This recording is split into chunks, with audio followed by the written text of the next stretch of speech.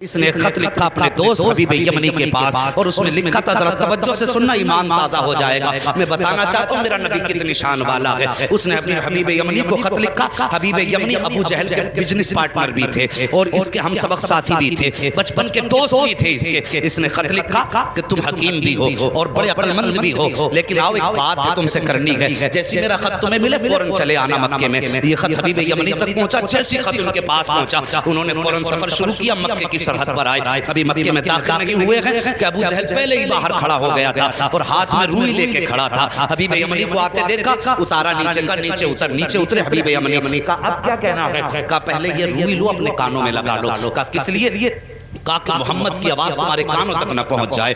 کہا اس سے کیا ہو جائے گا؟ کہا تم نہیں جانتے ہو، اس کی آواز جن کے کانوں تک پہنچ جاتی ہے پھر وہ انہی کی بولی بولنے لگ جاتا ہے، انہی کی بولی بولنے لگ جاتا ہے۔ حبیب یمنی نے کہا چل ٹھیک ہے یار، بتا تو نے بلایا کس لیے ہے؟ کہا یار تجھ سے سچ بتاؤں؟ کہا ہاں۔ کہا رشتے میں بھتیجا لگتا ہے لیکن باتیں بڑی عجیب کرتا ہے۔ کہا کیا؟ کہ ہمارے خداؤں کو برا کہتا ہے، کہتا یہ پتھر کے خدا ہیں، یہ کچھ نہیں دے سکتے۔ وہ کہتا کہ ایک خدا ہے اور سب کو مرنا ہے، مرنے کے بعد اپنے اپنے زندگی کے اعمال کا حساب بھی دینا ہے۔ کہا یار ذرا سچ بتا کیا بندہ مر کے پھر سے زندہ ہو سکتا ہے؟ حبیب یمنی چونکہ پڑھے لکھے انسان تھے، کہنے لگے یار باتیں تو وہ سچی کرتا ہے، جس نے جب کچھ نہ تھے تب پیدا کر دیا تو اگر وہ مارنے کے بعد پیدا بڑا زندہ کر دے تو کون سی بڑی بات ہے؟ کہا یار ذرا ساتھ چل۔ ہاتھ پکڑا ابو جہل نے حبیب یمنی کا، اپنے نبی کی شان ملاحظہ کرو، اپنے گھر میں لایا۔ اب حبیب یمنی کہتے بلایا کس لیے ہے تو نے؟ کہا یار میں نے تجھے اس لیے بلایا ہے، ذرا اس کا علاج تو کر دے، تو حکیم ہے، نبض پکڑ کے دیکھ لے، اس کا علاج کرنا ہے۔ حبیب یمنی کہتے ہیں ٹھیک ہے بلاؤ، میں ہاتھ پکڑ کے دیکھوں گا۔ اب ذرا توجہ سے سننا،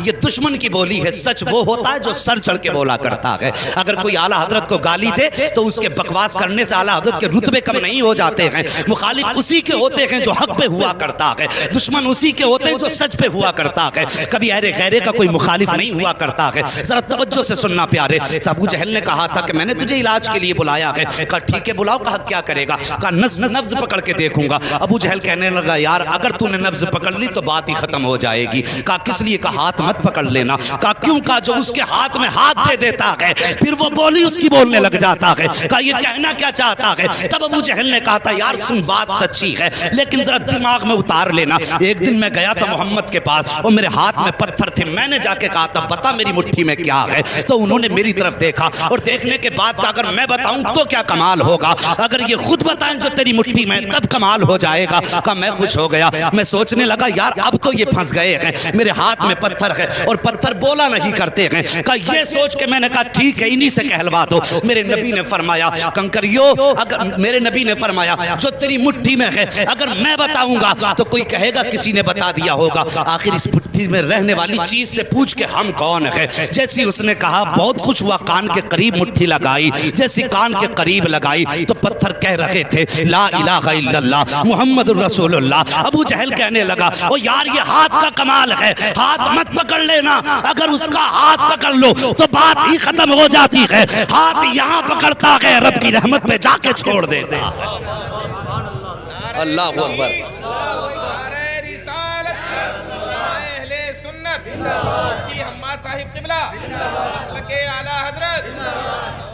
ہاں صاحب کہا کہ ہاتھ مت پکڑ لینا۔ کہا ٹھیک ہے پھر؟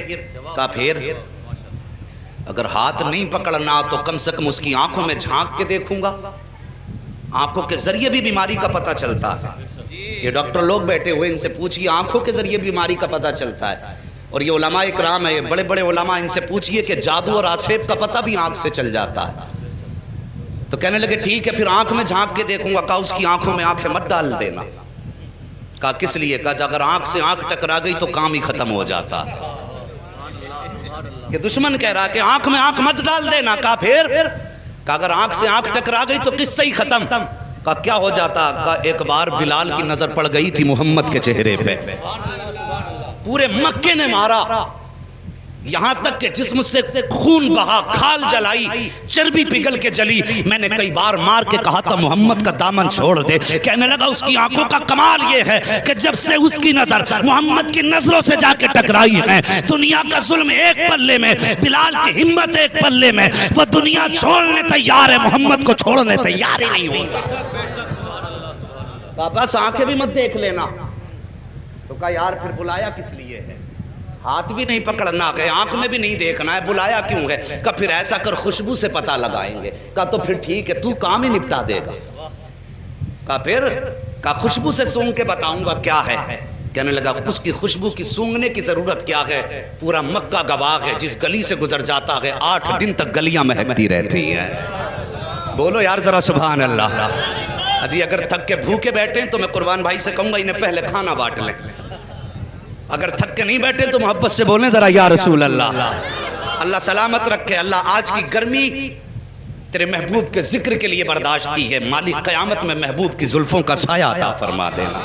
بس توجہ کرے، اگر تیرے میرے یار کی باتیں ہوں، اپنے محبوب کے تذکرے ہوں تو محبوب کا دل ٹھنڈا ہوتا ہے۔ ہم نے رب کے محبوب کا ذکر چھیڑا گیا، یقیناً خدا راضی ہو جائے گا۔ بس توجہ کریں۔ کہنے لگا خوشبو سونگنے کی ضرورت کیا ہے؟ جن گلی سے گزر جاتے ہیں 8 دن تک گلیاں مہکا کرتی ہیں۔ کہا کوئی ثبوت ہے؟ کہا ہاں۔ کہا کیا؟ کہا گزار کے دیکھ لو اور آنے بھی دو، قدم رکھنے سے پہلے خوشبو گھر میں آ جائے گی۔ ایک دن میرے نبی نے نا اپنی زوجہ حضرت خدیجۃ الکبریٰ سے کہا تھا، خدیجہ 25 سال ہو گئے میرے ساتھ، 25 سال میرے ساتھ ہو گئے تمہیں، لیکن کبھی محمد کو دروازہ بچانے کی ضرورت نہیں پڑی۔ سارے بولو صلی اللہ علیہ وسلم۔ کبھی دروازہ بجانے کی ضرورت نہیں پڑی۔ بتاؤ میرے آنے سے پہلے ہی جیسے قدم دروازے پہ آتا ہے تم دروازہ کھول دیتی ہو، کیسے پتہ لگاتی ہو؟ تو کہتی حضور آپ اپنے دروازے سے پہلے والے چوراہے پہ ہوتے ہیں، کہ آپ وہاں ہوتے ہیں، خوشبو آپ سے پہلے گھر کے اندر آ جایا کرتی ہے۔ امام احمد بن حنبل کے پاس ایک بزرگ آیا کہ کہنے لگے حضرت مجھے بیٹی کو رخصت کرنا ہے، بیٹی کو رخصت کرنا ہے۔ کہا پھر؟ کہا میری بیٹی پیدا ہوئی، مجھے بڑی خوشی ہوئی، میں نے منت مانگ لی تھی کہ اپنی بیٹی کو دنیا کی ساری چیز جہیز میں دینی ہے۔ حضور میں اس وقت امیر تھا لیکن اب بڑا غریب ہو گیا ہوں، میری یہ نظر پوری کیسے ہوگی؟ آپ نے فرمایا جا قرآن بیٹی کو جہیز میں دے دے، دنیا کی ساری دولت چلی جائے گی۔ حضور کی بارگاہ میں ایک بزرگ آئے، عمر رسیدہ تھے، کہنے لگے حضور میں بیٹی کو رخصت کرنا چاہتا ہوں، حضور کوئی تحفہ آپ کی طرف سے ہو جائے۔ میرے نبی نے فرمایا جاؤ بیری کی لکڑی توڑ کے لاؤ۔ وہ ایک لکڑی توڑ کے لائے، حضور نے نا یوں، توجہ ہے اشکر بھائی، حضور نے یوں اپنے بازو سے رگڑی اور اس پہ سرکار کا پسینہ لگا اور فرمایا جاؤ یہ عطر اپنی بیٹی کے لگا دینا۔ کیا فرمایا؟ جاؤ یہ پسینہ میرا اپنی بیٹی کے لگا دینا۔ مورخین نے لکھا ہے لے کر کے گئے وہ پسینہ سرکار کا بیٹی کے لگایا، جب داماد آئے گھر کے اندر تو وہی پسینہ داماد کے لگایا۔ اللہ اکبر۔ مورخین اور محدثین فرماتے ہیں کہ ان میں تو خوشبو آتی رہی جب تک جیے، لیکن ان کی 7 پشتوں تک مصطفیٰ جان رحمت کی خوشبو آتی رہی تھی۔ اور امام قسطلانی جو سرکار کے 900 سال کے بعد پیدا ہوئے، آپ فرماتے ہیں جب میں اس گلی سے گزرا جس گلی میں وہ نسل آباد تھی جس پر مصطفیٰ کا پسینہ لگا تھا، امام قسطلانی فرماتے ہیں 900 سال گزر گئے، 900 سال کے بعد ایک بچہ میرے سامنے سے گزرا، جب میرے آگے سے گزرا اس کے بدن سے مدینے والے محمد کی خوشبو آ رہی۔ کہنے لگا سونگ مت لینا ورنہ 7 پشتوں تک مہکتا رہے گا۔ کہا جی پھر تو ہو گیا کام۔ حبیب یمنی نے اٹھایا اپنا سامان اور چل دیے۔ بھائی کدھر جا رہے ہو؟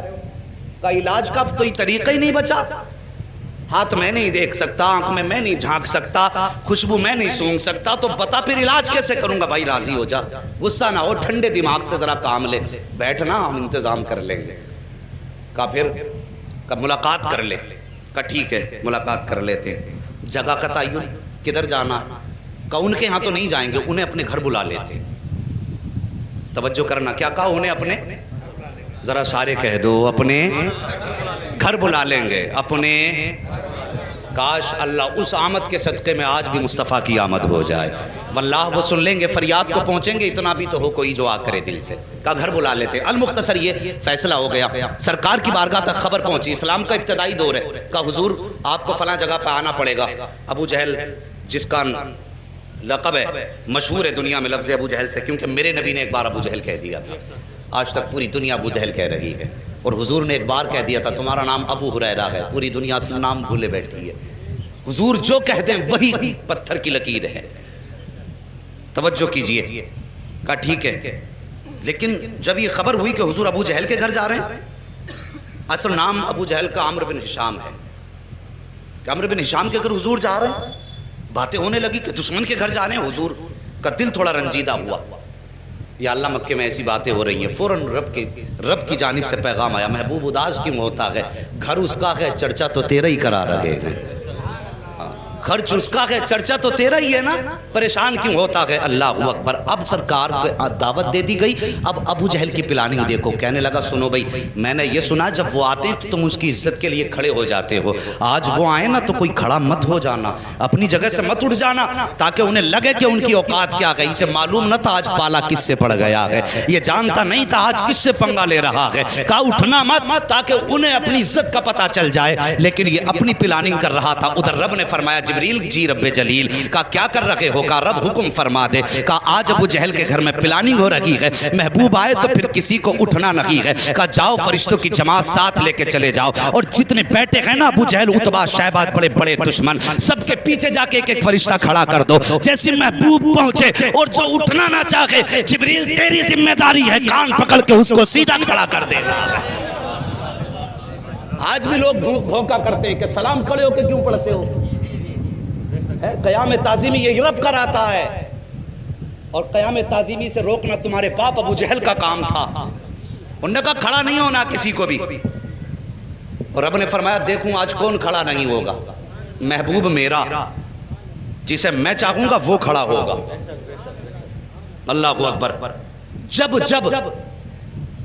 نبی کو دشمنوں نے گھیرا ہے تب مدد کے لیے جبریل آئے ہیں، اس پہ کئی ساری روایتیں ہیں لیکن وقت کم ہے، میں اس کو بھی بتا کے چلتا، لیکن بس نبی کی شان سن لو، بات کر دی اس نے کہ کوئی اٹھ کے کھڑا مت ہونا، اللہ اکبر۔ ادھر میرے نبی ساتھ میں چند صحابہ ہیں، اسلام کا ابتدائی دور ہے، ابو جہل کی محفل میں بیٹھے ہوئے ہیں لوگ جماعت در جماعت، اس کے اپنے چاہنے والے بڑے بڑے کافر مکے کے بیٹھے تھے، اور یہ چاہتے تھے نبی کو ذلیل کریں معاذ اللہ، ان کی گردن جھکائیں، لیکن انہیں معلوم نہ تھا فانوس بن کے جس کی حفاظت ہوا کرے وہ شمع کیا بجھے جسے روشن خدا کرے، اللہ اکبر۔ وہ کیسے شرمندہ کر سکتے تھے جس کو کائنات کو جس کے قدموں سے عزت ملی ہو، اس کو کیسے ذلیل کیا جا سکتا ہے۔ میرے حضور نے قدم رکھا، ابو جہل نے عتبہ کے کونی ماری، عتبہ نے شیبہ کے کونی ماری، ایک دوسرے کے کونی مار کے کہنے لگے آ گئے اٹھ کے کھڑے مت ہو جانا، لیکن جیسی آئے نا حضور نے بھی دروازے پہ قدم رکھا تھا، پہلا قدم حضور نے اندر رکھا، ابو جہل نے سب کو دیکھا اٹھنا نہیں، جیسی کہا نا اٹھنا نہیں، ابو جہل کے پیچھے جبریل امین کھڑے تھے، سب سے پہلے ابو جہل کا کان پکڑا اور سیدھا کھڑا کر دیا، جب ابو جہل کھڑا ہوا عتبہ خود کھڑا ہو گیا، شیبہ خود کھڑا ہو گیا، دشمن خود بخود کھڑے ہو گئے، جب سب کے سب کھڑے ہو گئے میرے حضور نے اندر قدم رکھا، آئے عزت سے اپنی جگہ پہ بیٹھے، اور بیٹھنے کے بعد پھر پوری جماعت پہ ایک نگاہ ڈالی، جب نگاہ ڈالی ایک دوسرے کو تک رہے تھے، عتبہ شیبہ سے کہہ رہا تھا یار کیوں کھڑا ہو گیا، شیبہ عتبہ سے کہہ رہا تھا تو کیوں کھڑا ہوا، سب مل کے چودھری ابو جہل سے کہہ رہے تھے تم کیوں کھڑے ہو گئے، وہ کہہ رہا تھا یار مجھے خود نہیں پتا چلا میں کیسے کھڑا ہو گیا ہوں، میرے حضور بیٹھے ہیں، اور بیٹھنے کے بعد پھر میرے آقا نے فرمایا تھا چھوڑ دے اس کے کان، اتنا کہا نہ دھڑام سے ابو جہل نیچے گرا، جیسے نیچے گرا حبیب یمنی کہتے ہیں او حبیب یمنی نے کہا تھا ابو جہل پتا چل گیا ہے کہ سچا کون ہے جھوٹا کون ہے، تیرے کھڑے ہونے نے بتا دیا ہے کہ جھوٹا تو ہے، سچا رب نے محبوب کو بنا کے بھیجا ہے۔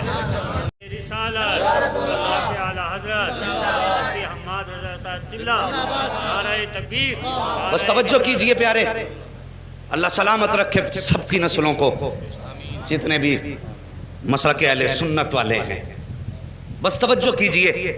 بیٹھ گئے، حبیب یمنی کہنے لگے مجھے اس نے بلایا ہے اور اس لیے بلایا ہے کہ سنا ہے آپ ایسی ایسی بات کرتے ہیں، میرے نبی نے فرمایا ہاں میں اللہ کا رسول ہوں، خدا ایک ہے، قولوا لا الہ الا اللہ تفلحوا انی رسول اللہ۔ ہاں میرے نبی نے فرمایا، حضرت حبیب یمنی ابھی ایمان نہیں لائے تھے، کہنے لگے اچھا اگر آپ نبی ہیں تو یہ تو میں بھی جانتا ہوں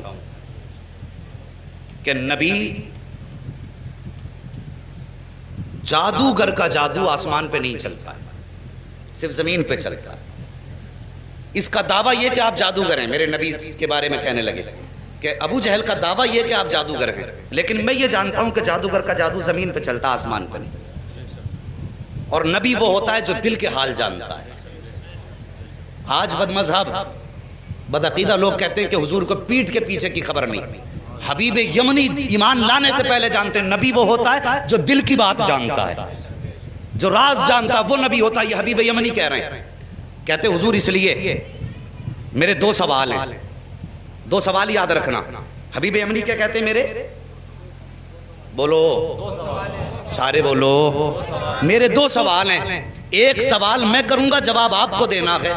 دوسرا سوال بھی آپ کریں گے, جواب بھی آپ دیں گے. یہ 2 باتیں کہیں حبیب یمنی نے. اتنی بات کہی, میرے نبی فرماتے ہیں ٹھیک ہے بتاؤ پہلا سوال کرو. کہا میں جانتا ہوں کہ جادوگر کا جادو آسمان پہ نہیں چلتا. اگر آپ نبی ہیں تو چلیے, چاند کے 2 ٹکڑے کر سکتے ہیں آپ؟ وقت دوپہر کا تھا, دوپہر کا وقت تھا, سورج تھا, چاند نہیں تھا اس وقت میں. کہا آپ چاند کے 2 ٹکڑے کر سکتے ہیں؟ میرے حضور اٹھے, کہا چلیے. حضور آگے آگے, حبیب یمنی پیچھے پیچھے, ابو جہل سب سے پیچھے. جب حضور چلنے لگے نا, ابو جہل نے یوں گردن جھکائی, چہرہ اتر گیا. ایک کہنے لگا چچا بات کیا ہے؟ کہا بات پوچھتا کیا ہے, جو یہ کہہ دیتا ہے وہ کر کے دکھا دیتا ہے. اگر اس نے کہہ دیا ہے تو اب سمجھ لے ٹکڑے کر کے دکھائے گا چاند کے. اللہ اکبر. جبل ابو قبیس پہ میرے نبی تشریف فرما ہوئے. دوپہر کا وقت تھا, اشارہ کیا تو سورج چھپ گیا. دوسرا اشارہ کیا, چاند آ گیا. اس کے بعد آقا نے حبیب یمنی کی طرف دیکھا, کہا کروں ٹکڑے؟ کہا جی.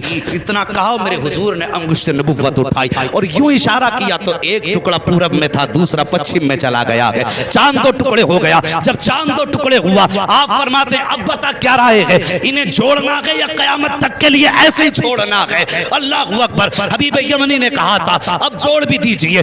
یوں میرے نبی نے اشارہ کیا, چاند جڑ گیا. اب اس کے بعد حبیب یمنی کہتے حضور میں تو مان گیا ہوں آپ اللہ کے نبی ہیں, لیکن اب اس کی تسلی کے لیے اب آپ میرے دوسرے سوال کا جواب دیں. میرے نبی فرماتے سن, یمن میں تیری ایک بیٹی ہے جو مفلوج ہے, جس کی آنکھوں سے بھی نظر نہیں آتا ہے, کانوں سے سنائی نہیں دیتا ہے, زبان سے گونگی ہے, ہاتھ پیر سے اپاہج ہے, اور تو یہ چاہتا ہے اللہ اس کو شفا عطا فرما دے. اتنا سننا تھا, قدموں پہ گرے حبیب یمنی مصطفیٰ کے, کہتے آقا دیر نہ کیجئے, ہاتھ بڑھائیے, کلمہ پڑھائیے. میں مان گیا ہوں, پہچان گیا ہوں یہ جھوٹے ہیں آپ سچے ہیں. میرے نبی نے کلمہ پڑھایا. حبیب یمنی جب رخصت ہونے لگے, حضور فرماتے ہیں جا, ہم نے تیری بیٹی کو بھی شفا عطا فرما دی ہے. اب توجہ کیجئے, یمن کا مدینے سے فاصلہ دیکھیے اور یہ دوریاں دیکھیے. آقا فرماتے ہیں اللہ نے تیری بیٹی کو میرے ذریعے شفا دے دی ہے. حبیب یمنی دروازے پہ آئے ہیں, دروازہ کھٹکھٹایا, اندر سے آواز آئی, اس بیٹی کی آواز جو بول نہیں سکتی تھی. کہتی بابا ٹھہریے ابھی آ رہی ہوں.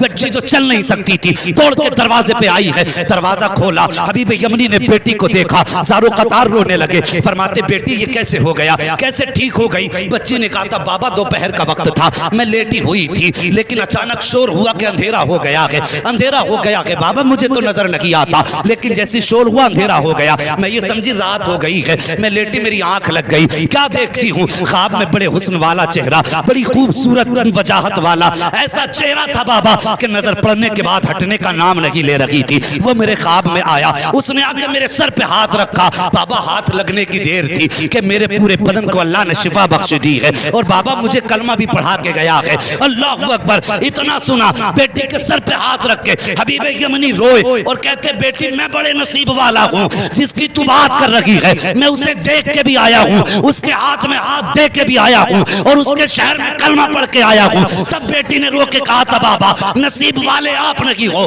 بلکہ آپ سے زیادہ نصیب والی میں ہوں. کہا بیٹی کس لیے؟ کہا آپ جا کے اس کے شہر میں گئے ہو, تب کلمہ پڑھا ہے, میں کتنے نصیب والی ہوں کہ وہ میرے گھر آ کے مجھے